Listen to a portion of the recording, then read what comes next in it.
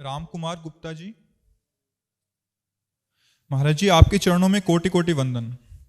श्री सदगुरुदेव भगवान, आपकी कृपा से वृंदावन वास हो गया है। सदगुरुदेव भगवान, जैसे धाम वास मिल गया है, इस प्रकार इस अधम नीच पर कृपा करें जिससे भजन भी बन जाए। बस ऐसी कृपा सदा आपकी बनी रहे, कभी चित्त कहीं और ना जाने पाए। महाराज जी, कोई गलती हो तो क्षमा चाहते हैं। हाँ, यही जीवन की सार्थकता है। बस हम ऐसा अभ्यास करें। हमारी चाह के साथ क्रिया भी होनी चाहिए। जैसे हमें भोजन की चाह है तो फिर भोजन की क्रिया भी होनी चाहिए। समीप सब कुछ है और हमें भोजन की क्रिया करनी होगी। चाह वो अधूरी मानी जाती है जिसके साथ क्रिया नहीं होती। तो हमारी अगर भजन की चाह है तो भजन क्रिया साथ होनी चाहिए।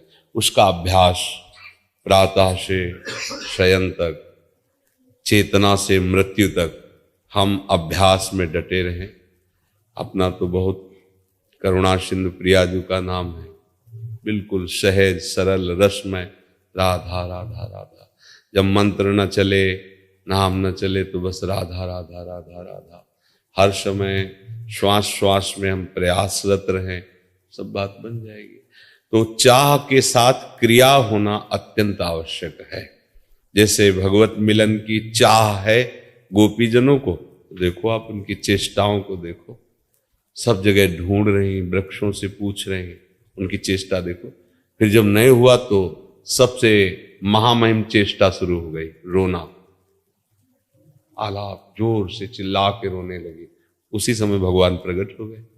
तो हम जैसे चाह के हमें श्री जी से मिलने की चाह है, तो उसके साथ आपकी चेष्टा भी जुड़ी होनी चाहिए।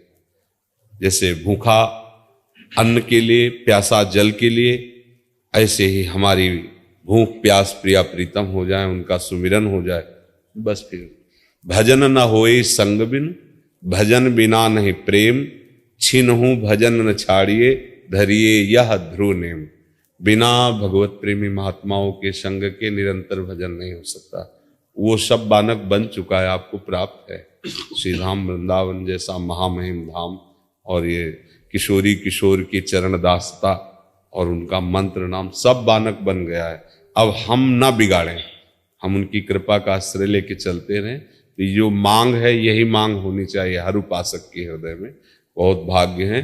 बस बचते रहना रसिक जनों के अपराध से, जिससे आपकी बुद्धि वृंदावन धाम और नाम में सतत रत रहेगी। अगर कहीं नामदाता या नाम जापक रसिकों के प्रति अपराध बन जाए तो धाम भी कड़ुआ लगने लगेगा, धाम वास में भी अरुचि हो जाएगी, नाम भी नहीं चलेगा। तो इसलिए बस एक अपराध से सावधान होकर नाम जप करते हो। अन्य अपराधों का मार्जन नाम जब स्वयं ऐसे करता रहता है कि उपासक की सारी इच्छाएं का शमन हो जाता है, तो कुछ अच्छा नहीं लगता। फिर विषम लागता है सब, जितने यहां से लेके ब्रह्मलोक तक सब, बस यही लगने लगता हमें प्रिया लाल चाहिए। ये सब बवाल नहीं, उसे सब बवाल नजर आने लगता है, सब प्रपंच नजर आने लगता है। खूब नाम जप करो। जय जय श्री हरि, जय जय श्री हरि।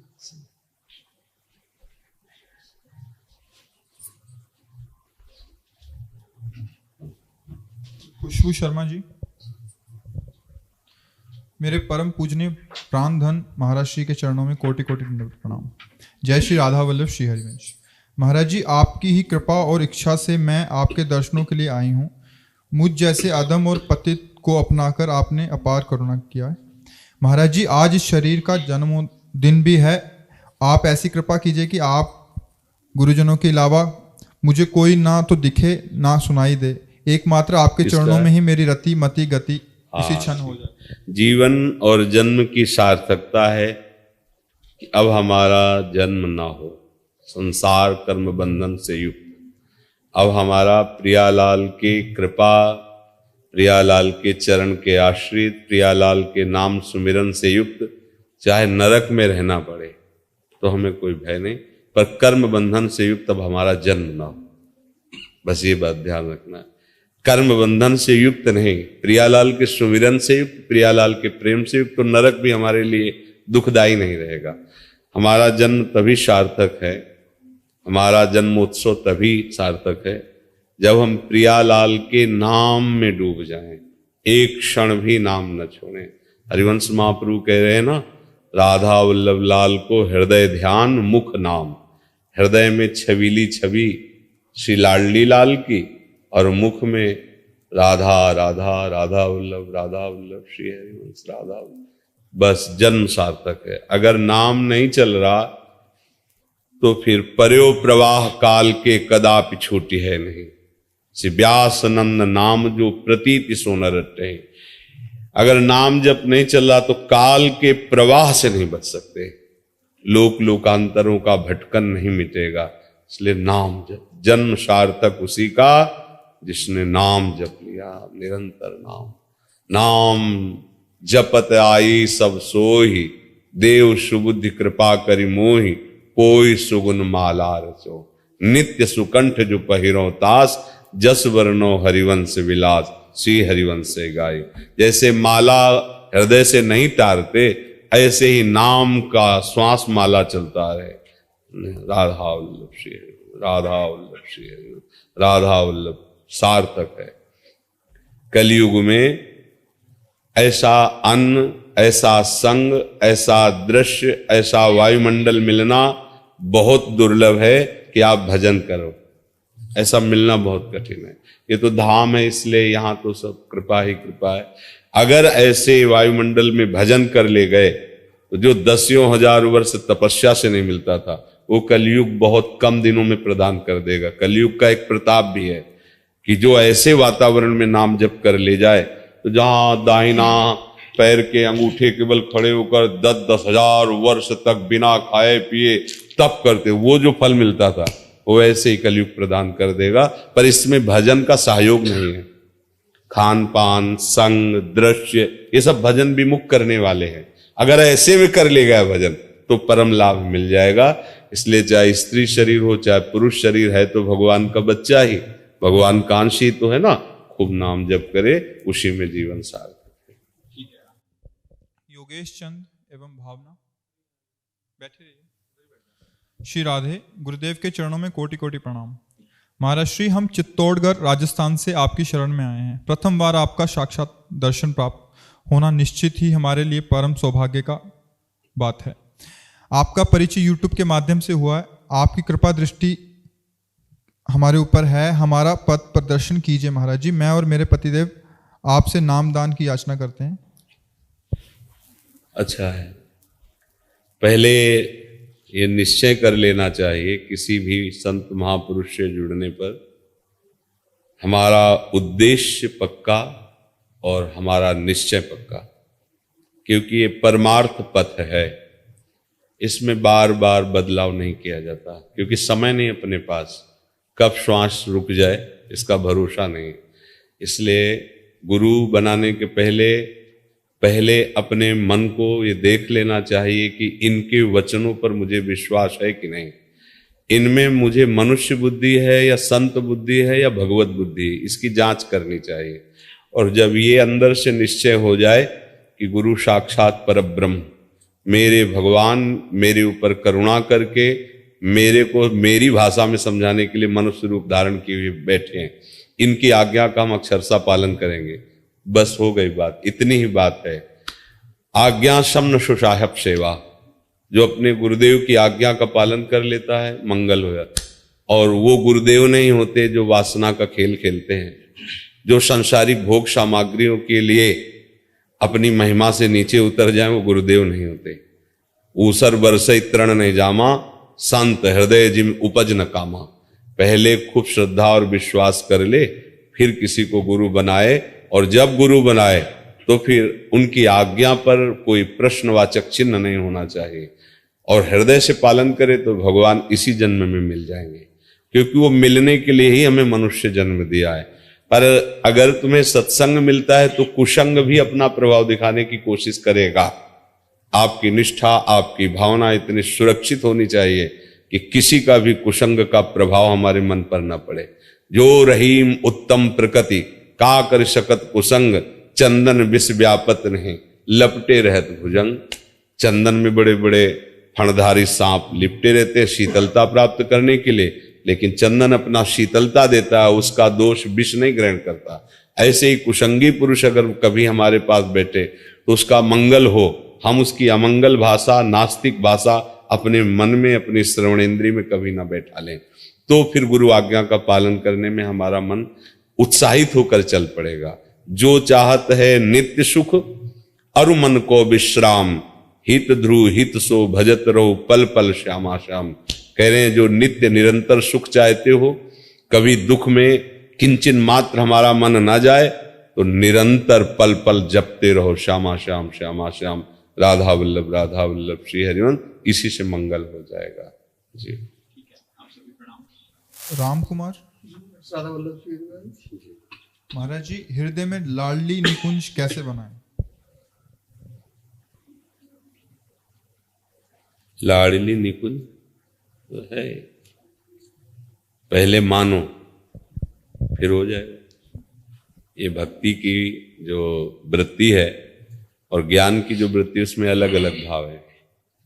ज्ञान की वृत्ति में पहले जाना, फिर प्रतीति हुई, फिर विश्वास हुआ। भक्ति में पहले विश्वास पूर्वक मानो, श्रद्धा विश्वास पूर्वक मानो, फिर जान जाओगे। जो ज्ञान की आखिरी अवस्था है, भक्ति की वो प्रारंभिक अवस्था है।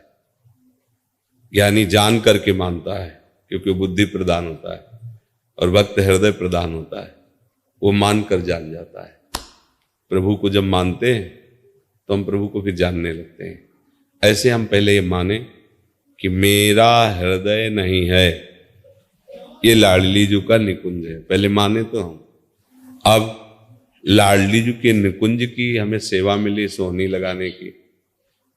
अब हम ढूंढ ढूंढ के कंकड़ कूड़ा हटाएंगे ना, ऐसे ही हृदय में 4 डिपार्टमेंट है गंदगी फैलाने वाले, मन, बुद्धि, चित्त और अहंकार।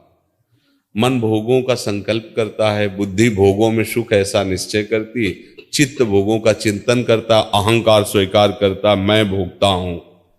ये झाड़ू लगा के बाहर करनी, विवेक की झाड़ू हाथ में लेकर इसे बाहर करनी।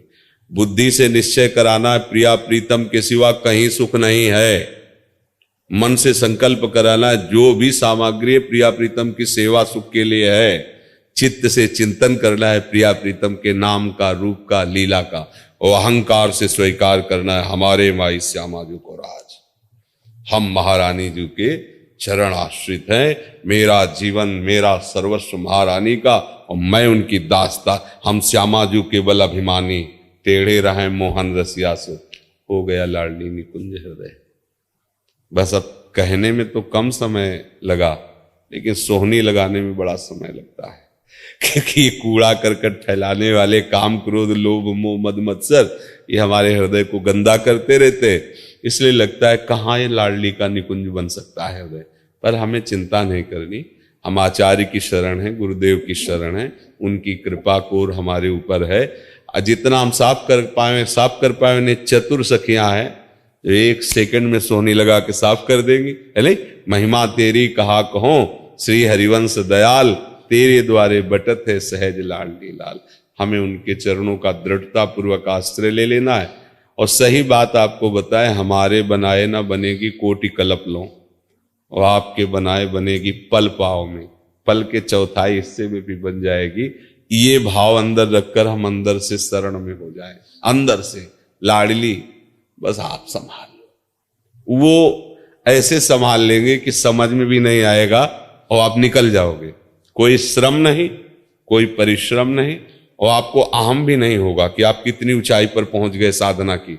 लाडली जो ऐसे धीरे से निकाल देंगी। भरोसा रखो गोरे चरणारविंद का, सब ठीक हो जाएगा। और नाम जप करते हो श्री जी का। आदि गदाधर दास यूएसए से। परम पूज्य श्री सद्गुरुदेव भगवान के श्री चरणों में दंडवत प्रणाम। जय श्री हरिवंश।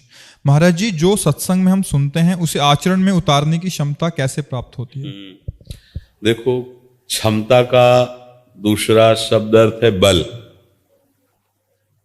बल नहीं है तो हम जानते हैं कि मुझे ये करना नहीं चाहिए या ये करना चाहिए। 2 ही बातें सत्संग में होती है। एक होती है विधि और एक होती है निषेध। ये बिल्कुल नहीं करना चाहिए उपासक को, और ये करना चाहिए। तो ना जो कहा जाता है करना चाहिए उसको हम पूरा कर पाते हैं, और ना करना चाहिए हम उसको पूरा नहीं कर पाते। तो दोनों जगह हम अपने को बलहीन पाते हैं, क्षमताहीन पाते हैं। अब अध्यात्म में सबसे बड़ा बल होता है अपने को निर्बल समझकर प्रभु श्री कृष्ण के चरणों का पूर्ण बल अपने में अनुभव करना, और उसका अनुभव करने की प्रक्रिया है उनका नाम जप करना। अपबल तपबल और बाहुबल चौथो बल है दाम, सूर किशोर कृपा ते सब बल हारे को हरे नाम। हार गया, हे हरि मैं बहुत उपाय करके देखा पर मैं आपके योग्य कभी नहीं बन पाऊंगा। ये विकार मुझे बार बार नष्ट कर देते हैं। जो नहीं करना चाहिए वो कर रहा हूं, जो करना चाहिए वो नहीं कर पा रहा हूं। हे हरि मैं आपके अंदर की बात है, आश्रित हो गए और नाम जप के, जितना नाम जप करोगे वो अनर्थ की निवृत्ति करके आप में आध्यात्मिक शक्ति भरेगा। अगर नाम का बल संतों के पास ना होता तो वो निर्विकार ना होते। वो क्या, वो जिनको देख लिया, जिनको छू दिया, जिनको अपना मान लिया, वो निर्विकार हो गए। देवर्षि नारद जी लिखते हैं सतरति सतरति सा लोकान तारयति। वो तर जाता है, वो तर जाता है, वो लोकों को तार देता है। कौन? जो तदर्पिता अखिलाचारिता तद विस्मरणेन परम व्याकुलते थे, जिसने समस्त अपने आचरण श्री कृष्ण अनुकूल लेन प्रभु के अनुकूल करके उनको समर्पित कर दिया और एक क्षण के लिए भी उनका भजन नहीं छोड़ता। अगर एक क्षण के लिए कभी किसी कारणवशात ऐसा लगता है कि भजन छूट गया क्या, तो तद विस्मरणेन परम व्याकुल, वो व्याकुल हो जाता है। जैसे मछली को जल से अलग करो तो तड़पने लगती है, ऐसे वो तड़पने लगता है। तब फिर वो बल जागृत होता है, माया उसे परास्त नहीं कर पाती। स्वाभाविक वो समस्त भगवत सद्गुणों से युक्त हो जाता है। शरणागत और नाम जपक दोनों होने ही चाहिए, क्योंकि अगर शरणागत नहीं हो तो दैन्य भाव नहीं आएगा, अहम बना रहेगा। और अहम से युक्त होकर नाम जप करने पर स्वाद नहीं मिलेगा, बल का अनुभव नहीं होगा, क्योंकि अहम बल है। भागवतिक बल का उसी को अनुभव होता है जो अहम बल शून्य होता है। मेरे बल सी वृंदावन रानी, देखो उपासकों ने, रसिक जनों ने क्या कहा, मेरे बल सी वृंदावन रानी। कैसी वृंदावन रानी? बोले जाहि निरंतर सेवत मोहन बन विनोद सुखदानी, मेरे बल सी वृंदावन रानी। जिनकी चरण कृपाते पाई कुंज केली रससानी, जैसे रूप लाल हित हाथ बिकानी, निधि पाई मन मानी, मेरे बल सी वृंदावन। मेरे बल हैं कौन? न भजन बल, न तपस्या बल, न साधना बल, न व्रत बल, न नियम बल, कोई और बल का स्मरण नहीं। मेरे बल श्री वृंदावन, श्री किशोरी जी के चरणारविंद हमारे बल हैं, उनका आश्रय और उनका नाम। बस ये दो बात अगर जीवन में पकड़ ली जाए तो वो समस्त विकारों पर विजय प्राप्त करके प्रभु को प्राप्त कर लेगा। आज तक के समस्त महात्माओं के जीवन में खास दो ये बातें रही, भगवान के चरणों की अनन्यता और निरंतर भजन। ये दो बात पकड़ ले, इन दो बातों से सहज में माया से मुक्त हुआ जा सकता है। और सबसे कठिन यही दो बात है। अहंकार पूर्ण भगवान की शरण नहीं होने देता, कहीं ना कहीं कुछ न कुछ वो क्यों में लगाकर प्रभु से अलगाव बनाए रखता है, और दुनिया का चिंतन, प्रपंच का चिंतन, निरंतर भजन नहीं होने देता।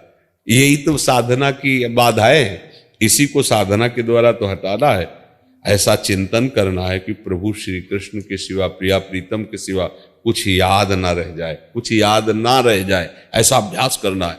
मुरारी पादार्पित चित्तवृत्ति, बार बार बार बार उनका नाम जप, और हर जगह चाहे विपत्ति हो चाहे संपत्ति हो, दोनों जगह अपने श्री कृष्ण का कृपा विधान देखना है।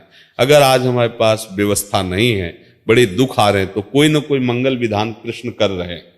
हमें लग रहा है कि अमंगल हो रहा है, लेकिन कोई न कोई मंगल विधान जिसे हम देख नहीं पा रहे। अच्छा, सुख सुविधा अनुकूलता है, श्री कृष्ण की नजर है इसलिए है। दोनों बातों में भक्त अपने आराध्य देव को कहीं अहंकार का पोषण नहीं करता। मैं बहुत तपस्वी हूं, मैं भजनानंदी हूं, मैं भक्त हूं, इसलिए मेरे पास ऐसा है, और मैं आपका भजन करता हूं, फिर ऐसी विपत्तियां क्यों, ऐसा दुख क्यों। ये जब आवे तो समझ लेना अहंकार अभी है। अहंकार के कारण ही इन दोनों में विपरीत भावना आती है। नहीं तो शरणागत का लक्षण है श्री कृष्ण अनुकूल लेन। अगर अनुकूलता नहीं है तो फिर हमारी अभी शरणागति पुष्ट श्री कृष्ण अनुकूल, अपनी अनुकूलता नहीं, श्री कृष्ण अनुकूल लेने, प्रतिकूलस्य वर्जनम, उनके प्रतिकूल न सोच न चिंतन न आचरण, आनंद आ जाएगा। मामे वे प्रपद्यन्ते माया में ताम करें, एक मात्र चरण, बस दुनिया की बात समझनी नहीं, अपनी बात किसी को समझानी नहीं, किसी की बात हमें समझनी नहीं, क्योंकि ऐसी समझ आती है कि ये सब फिर भूल जाओगे जो बात हो रही। कहे ना अपनी और सुने न किसी, सुने न काहू की कही और कहे न अपनी बात, नारायण वा रूप में मगन अपने अपने प्रभु से मतलब है। हाँ, अगर कोई पूछ रहा है कोई ऐसा, तो संतों से सुना ऐसी बात, ये मेरी बात है ऐसा ना कहे, अपना हम न पोषण कर, संतों से सुना है तो मन हो स्वीकार करो, ना मन हो ना स्वीकार करो, और कोशिश करे कि अपनी बात तब तक छुपाए रखे जब तक अपने ऊपर उसका रंग न चढ़ जाए। जैसे दूसरों को उपदेश करने की तभी बात लागू होती जब आपने खा लिया है, चख लिया है, स्वाद ले लिया, तो आप बोलो आपके स्वाद तो सुरक्षित है ना, वो घटेगा नहीं। अच्छा, स्वाद ही नहीं लिया और फिर हम दूसरे को वर्णन कर रहे हैं, तो एक तो बात वर्णन करने का अधिकार नहीं क्योंकि स्वाद ही नहीं लिया, और दूसरी बात सामने वाले पर रंग नहीं चढ़ेगा। रंग उसी का चढ़ता है जिसने इस मार्ग का स्वाद लिया है, तभी रंग चढ़ता है। तो दोनों बातें अपने दिमाग में बैठा लो, प्रभु की शरण में होकर प्रभु का निरंतर भजन, ये हमारे जीवन का लक्ष्य हो। हम किसी का कल्याण कर सकते हैं या किसी को उपदेश करते हैं, ये हमारी क्षमता नहीं। भक्तजन परस्पर भगवान की चर्चा करके आनंदित होते हैं, उसमें कोई छोटा बड़ा नहीं होता। जैसे हम आपसे चर्चा कर रहे हैं, आप प्रश्न करता हो, इधर से उत्तर होता, प्रश्न भी श्री कृष्ण कराने वाले और उत्तर भी श्री कृष्ण देने वाले, तो बोधयंता परस्परम, परस्पर जो चर्चा हो रही ये हमारी भक्ति का वर्धन करने वाली, आनंद करने वाली। ना प्रश्नकर्ता छोटा है ना उत्तर देने वाला बड़ा है, नहीं, दोनों के मुखों से प्रश्नकर्ता की भी हृदय में बैठकर वही और उत्तर देने वाले की भी हृदय में, ऐसे भक्त आनंद लेता है। वो ये नहीं समझता कि मैं उपदेष्टा हूं और ये थोड़ा हमसे कम इसलिए प्रश्न करता है और ये उपदेश को स्वीकार करेंगे। जहां ऐसी भावना आई तो फिर ये बात हट जाएगी, अमानिना मान देना, कीर्तनी या सदा हरि। और जहां मान आया बस परमार्थ गया, परमार्थ पकड़ भी नहीं आएगा। मान जिसके अंदर आ गया परमार्थ पकड़ में नहीं। अर्जुन सखा दास यूएसए से। हरे कृष्णा महाराज जी, आपके चरण कमलों में सादर प्रणाम। महाराज जी, मैं अमेरिका में रहता हूं, ब्रज के बाहर सदा ब्रज का भाव कैसे बनाएं?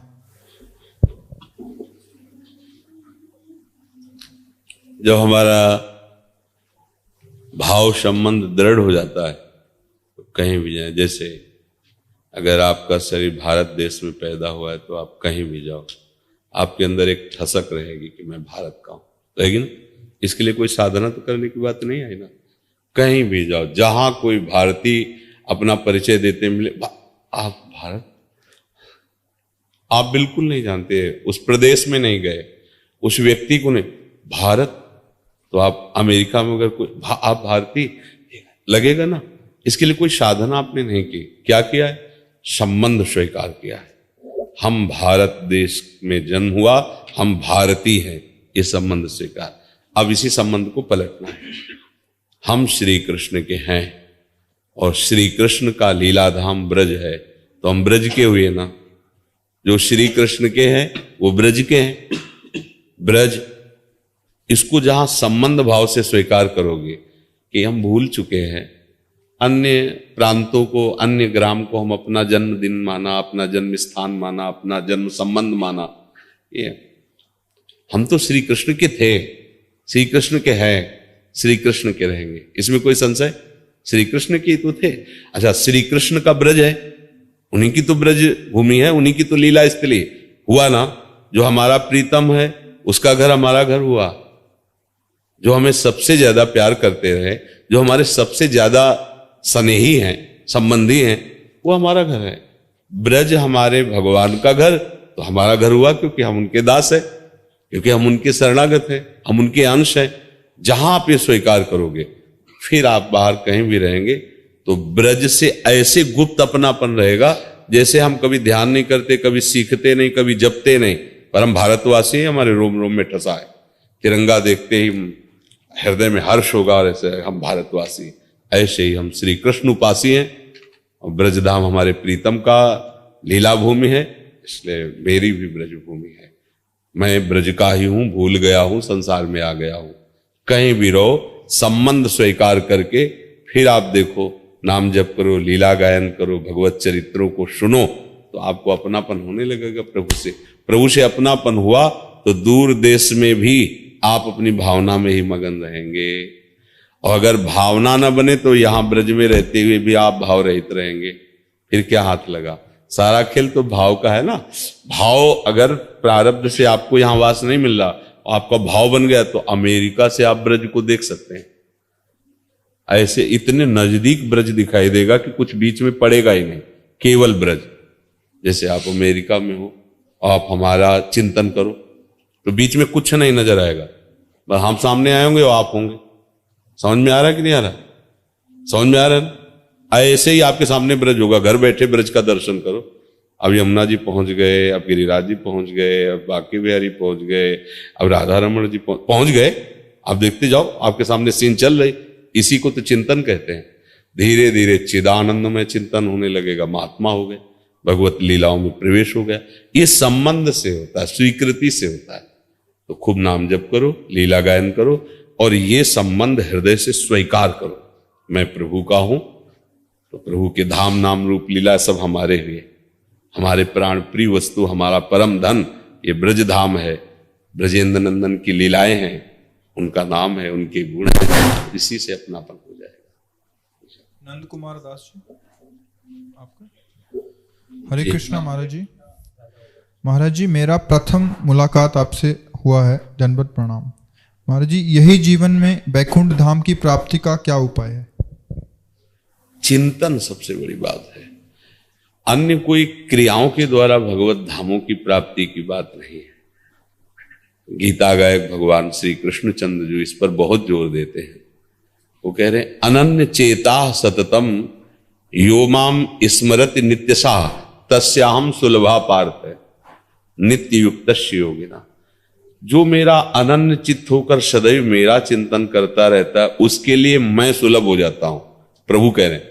तो जब प्रभु सुलभ हो गए तो उनका धाम सुलभ हो गया, उनकी लीला सुलभ हो गई, उनका रूप सुलभ हो गया, क्योंकि वही एक ही हैं, वही एक ही धाम बने हुए हैं, वही एक ही धामी हैं, वही धाम में लीला का विस्तार किए हुए हैं, और उन्हीं के नाम का गुणगान संत जन करते रहते हैं। अनन्य चेता, समस्या है अन्य हमारे चित्त में बस गया है। शरीर भाव, शरीर संबंध, भोग, शरीर संबंध रिश्ते नाते। अब जब तक ये रहेगा तब तक तो बात नहीं बनेगी। इसको हटाओ, ऐसा अभ्यास करो कि चित्त केवल गोविंद के चरणों में ही लगे रहे। मुरारी पादार्पित चित्तवृत्ति, सब भूल जाओ। भगवत धाम का प्राप्त करने का जो भाव है, वो जब तक भगवत भाव में नहीं आओगे तब तक बात नहीं बनेगी। भगवत भाव, इस शरीर और शरीर की क्रियाओं से कोई भगवत धाम नहीं जाता। भगवत चिंतन, जितना गाढ़ चिंतन होता है, आपको जीते जी अनुभव हो जाएगा कि आप धाम में हो। चाहे जो धाम का भाव रखो, वो सब भगवत धाम है, जीते जी अनुभव हो जाएगा। इस शरीर में रहते हुए आपको अनुभव हो जाएगा कि हमारा धाम में प्रवेश हो गया। इसलिए खूब नाम जप करो, लीला गायन करो, चिंतन बचाओ। शरीर का चिंतन, भोगों का चिंतन, शरीर संबंधियों का चिंतन, इससे बचत करो। जितना आप इससे बचोगे उतने उन्नति होगी, और जितना इसका चिंतन करोगे उतने अवनति होगी। समझ गए?